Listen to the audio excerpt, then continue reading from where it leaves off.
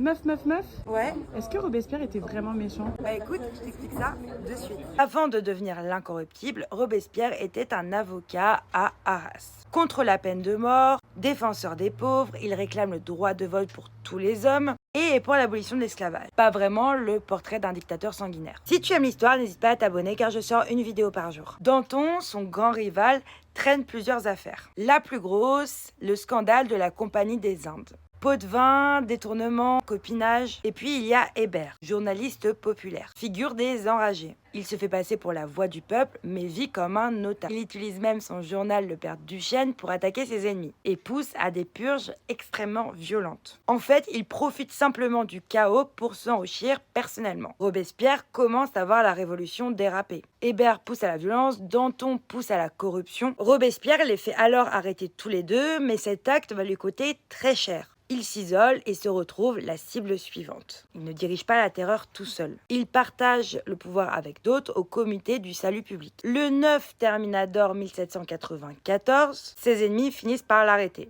Pas de procès, guillotine directe pour Robespierre. Ensuite, Tallien, Barras et d'autres réécrivent l'histoire, en faisant de lui un réel tyran afin de faire oublier leur propre magouille. Conclusion, on a clairement sali Robespierre pour blanchir les corrompus. Ses idées, c'était clairement l'anticorruption, la justice sociale et la démocratie directe. N'oublions pas que l'histoire reste une guerre de récits.